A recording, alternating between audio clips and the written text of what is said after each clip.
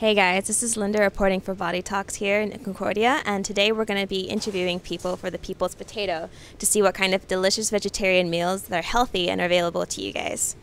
Hey guys, so I'm here again for CUTV's show Body Talks, and I'm here talking with Jamie, who's part of the People's Potato, who's serving right behind us here today in this protest. So Jamie, if you could tell us a bit about the history of the People's Potato and how it got started and what your guys' mission is for people who don't know yet. The potato started, I think it's 13 years ago. Yeah. The idea is that there's not a lot of choices with exclusivity with food on campus. Like at one point it was Sodexo Marriott who was running a cafeteria.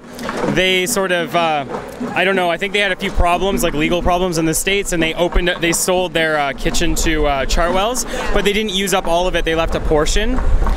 This is my understanding, of course. Institutional memory is difficult, but the idea is like there's a big space that opened up and we just occupied it kind of in a sense. So. Okay.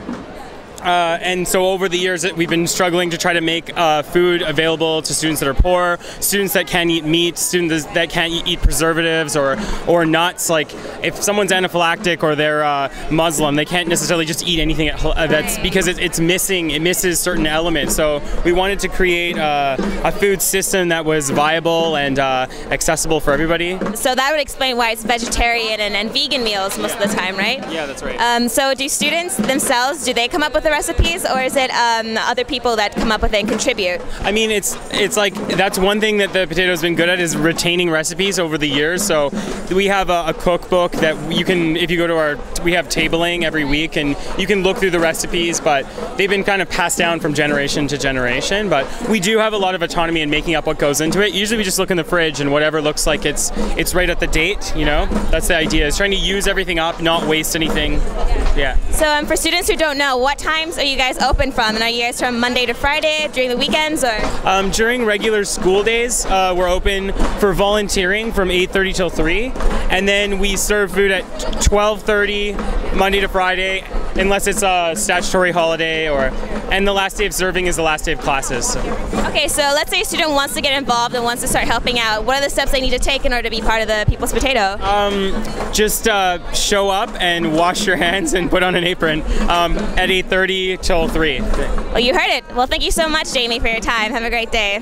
So I'm going to be walking the streets here of Concordia, and we're going to be asking students what they're eating and what their eating habits are like while we explore what kids consider to be healthy eating habits these days. From a scale of 1 to 10, how would you rate your eating habits in terms of how healthy you are? I think during the semester, like at this point in the year, it's probably like a 7, but normally I consider myself about a 9 or a 10. I eat well. I'm not so good. I'd say 6, 7. Mine are really bad, so I would say maybe a 5. Yeah. I would say a 7, 6.5. An 8 or so. Yeah. Depends on the week. Some weeks I'm 8, 9. Some weeks I'm 3. Yeah. You know. So what do you consider to be healthy eating in your own opinion? Well, it's a huge variety of foods, you know. I buy a lot of food from the Frigo Vert. I get a CSA basket from a farm.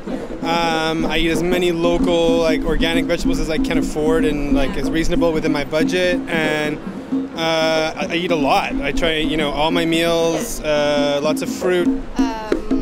I would say tomatoes and apples. Salad. A lot of variety and things that aren't processed. Right. That's, I mean, very reductionist, but... Fruits and veggies, wheat. So do you guys think there's a problem with our generation in terms of like eating healthily? Do you think that maybe our generation is a bit more lazy compared to other generations to properly get all our nutrients and to eat well and to cook? Yeah, I think you touched on a lot of things there. And our generation is definitely lacking a lot of the knowledge because there's, I guess, food practices in the past were like forcibly more local. You didn't have a choice. You couldn't import things from so far away. And availability of fast food. I mean, like from where we're standing right now, there's got to be like, I don't know, 40 fast food places within 3 blocks. So it just makes life easier, you know? But easy isn't necessarily healthy eating. Do you think like our generation, we're kind of like lazy when it comes to getting all our nutrients and vegetables? Yeah, Yeah, I think so, because we don't really have time to cook and all that, so I just buy what's ready and yeah. Yeah, it tends to like the Tim Hortons, Burger King, McDonald's. It's easy and it's cheap, so.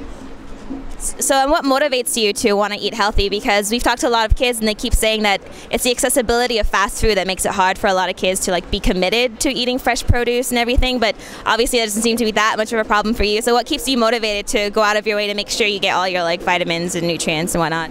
I think I feel better when I eat better, and it's really not that. I mean, you just have to pack your food ahead of time, but it doesn't take that much more time. It's not like more difficult. It's just planning ahead of time. So. Yeah, it's not like a guilt trip thing that makes me want to eat healthy. It's like it actually just feels better, and it's cheaper a lot of the time. At least like where we live, there's a really cheap supermarket.